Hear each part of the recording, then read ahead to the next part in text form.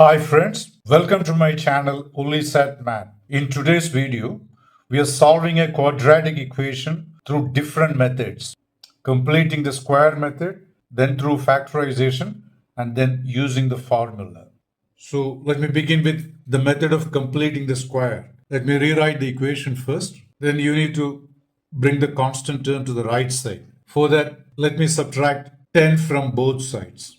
4x squared minus 13x plus 10 minus 10 equal to 0 minus 10. These two will cancel out and you will have 4x squared minus 13x equal to minus 10. Then we will divide this equation throughout by 4 to remove 4 from here. We will make the coefficient of the first term, that is x squared, 1. So you divide throughout the equation by 4 and this is what you get, equal to minus 10 divided by 4. Now divide both these terms by 4. Dividing the first term you get 4 and 4 cancelled, x squared. Second term will be minus 13 divided by 4x and the right side will be, see this will be 5, 2 will go in both and you will have minus 5 divided by 2. In the next step, the coefficient of x is minus 13 by 4. Take half of that. I'll do it separately. Take half of this coefficient. The coefficient is minus 13 by 4 multiplied by 1 by 2. So there will be a minus coming here. Then in the next step, you will square this number. 13 squared, as you know, is 169 and minus multiplied by minus plus. So that will go 8 multiplied by 8, 64. This number we will add to this equation on both sides. And what do you get then? X squared minus 13 divided by 4x. There is a number to be added on both sides. So you have a plus 169 over 64. On the right side, you have minus 5 divided by 2. You write that as it is. Then you will be adding 169 divided by 64. And let me simplify this fraction separately. Let me write 169 by 64 first and then write 5 divided by 2. To simplify these two fractions, you just cross multiply like this. 169 multiplied by 2 minus, if it is minus, put minus. If it is plus here, put plus sign. Then cross multiply. 64 multiplied by 5 divided by 64 multiplied by 2. This on simplification, you get 338. This will be 320 divided by 128. That equals 38 minus 320 divided by 128. 2 will go in both the numbers and you will have 9 divided by 64. So let me substitute this number here and the equation will become, left side I am not doing anything. I am writing it as it is. And the right side, we have got this simplified to this term. So let me substitute that here. 9 divided by 64. In the next step, take the square root of this and the square root of this number. That is 13 by 8. Then if it is minus sign, put a minus sign. Then you square this. On expansion, removing the bracket, you will get this. And the right side, we can write 9 is actually 3 squared, 64 is 8 squared. So you can write like this, 3 over 8, the whole square. This is done using this simple rule of law of index, like a power n divided by b to the power of n is a by b, the whole to the power of n. Now let me write this and this together. X minus 30 divided by 8, the whole square equals 3 divided by 8, the whole square. In the next step, we will take square root on both sides. You will have square root of x minus 13 divided by 8, the whole square. On the right side, there is a numerical expression. So you put plus or minus 3 divided by 8, the whole square. See, squaring and square root are inverse operations. So these two will cancel out. Square root and square. And you will get x minus 13 divided by 8 on the left side. On the right, you will have plus or minus 3 divided by 8. So x minus 13 divided by 8, adding 13 divided by 8 on the left, you get this. On the right, 3 divided by 8 is already there. So adding 13 divided by 8, you get like this. And look at the left side, these two will cancel out. So that implies x equals, on the right you have, see there are two values. So let me write plus first, plus 3 divided by 8, plus 13 divided by 8. This is one value of x. Or you can write with the minus sign, 3 divided by 8 plus 13 divided by 8. So this on simplification, 8 is common. So you can write 3 plus 13 divided by 8 or minus 3 plus 13 divided by 8. This implies this will be 16 by 8, 2. This is plus 10 divided by 8, which is 5 divided by 4. So these are the two roots of the quadratic equation we got by using the method of completing the square. Now let me work it out using the second method, which is factorization. I have written the equation given for solving here first. In factorization method, you will split the middle term, rather the coefficient of x, which is minus 13, into two numbers. See, minus 13, you will split into two numbers. Let the numbers be a and b, such that plus b should be minus 13 and ab should be the product of these two terms, constant term and the coefficient of x squared, which is 40.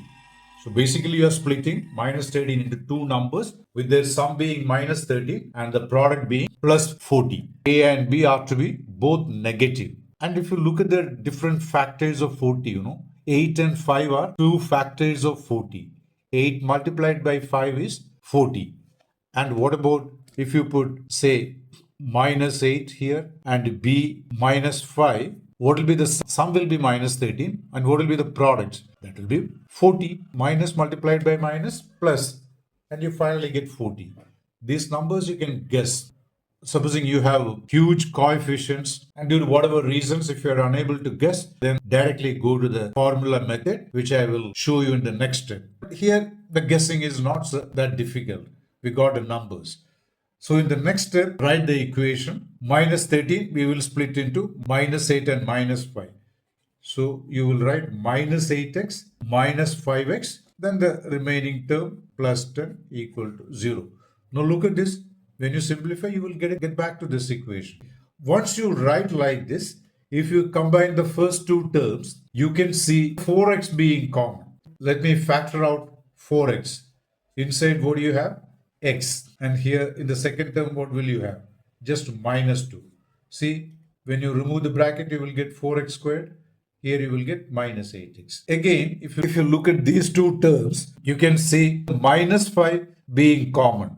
So let me factor it out.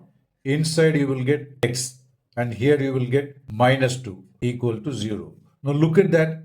If you split the middle term and combining the first two and combining the second two terms, if you take out the common factors, you will get one linear polynomial being common. So again, let me factor it out.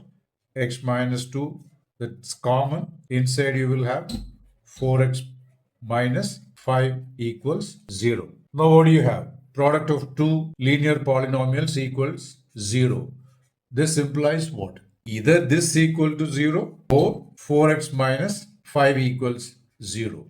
Or there is one more possibility. Both can be 0 because 0 multiplied by 0 is also 0. Now this implies what? In this simple equation, you take 2 to the right side. Here it is minus 2. On the right it will be plus. See, when handling equations, the best way to take terms from one side to the other, what you can do is this. If it is subtraction on the left side, when taken to the right side, it will be addition. Here it is minus 2. There it becomes plus 2. That's all. Here, using the same rule, you will have 4x equals 5. So this is one solution. And now 4x equals 5 implies what? Take 4 to the right side. 4 is multiplication here. On the right side, it becomes division. So you will have 5 divided by 4. So we have two roots, x equal to 2 or 5 divided by 4. These are the two roots we had found in the previous method also using the completing the square method. Now look at the third method, which is the direct application of the formula. In fact, if you find factorization being a little difficult, don't waste your time trying to factorize. You can directly go to the formula method. So in formula method, what do? This is the general form of a quadratic equation. Given a quadratic equation like this, the roots are given by this formula. X equals minus b plus or minus square root of b squared minus 4ac divided by 2a, where these a, b, c are the coefficients of the quadratic equation. That is the shortest and the easiest method as far as I can see. People talk about different methods. So factorization method and the formula method seem to be the shortest and the easiest. That first method I showed you, completing the square, is not a great method in my personal opinion. That is just a method, so I showed you. Focus on these two methods more whenever you come across quadratic equation. So the given equation for solving is this: 4x squared minus 13x plus 10 equals 0. Now compare the given equation to the general form of a quadratic. A equals 4, B equals minus 13. Don't forget this minus sign. And C equals 10. Now all you need to do is just plug in these values in the formula. There is a minus sign already, and then B is minus 13 plus or minus 13 the whole square minus 4. A is what? 4. Can you see this? And C is what? 10. The whole divided by twice 4. Now simplify this. Minus, that will be plus or minus square root of minus 13 squared is plus 169. And this on simplification 160 divided by 2 multiplied by 4, 8. This equals 13 plus or minus. See, 169 minus 160 is just 9. So you have 9 here divided by 8. This equals square root of 9 is 3 divided by 8. Using plus sign, 13 plus 3, which is 16 divided by 8, or using minus sign, 13 minus 3, 10. That 10 divided by 8. This equals 16 by 8, 2. The other one 10 by 8 is 5 divided by 4. And these are the roots we had in the previous methods. So whenever solving quadratic equations, use either the factorization method or the formula method, which to my mind are the shortest. If you liked what you saw in the solution, please press the like button and subscribe to my channel. And share this solution with others who you think might benefit from this. Whatever observations you're making about this video, please do let me know through your comments. Thanks for watching and see you in the next video.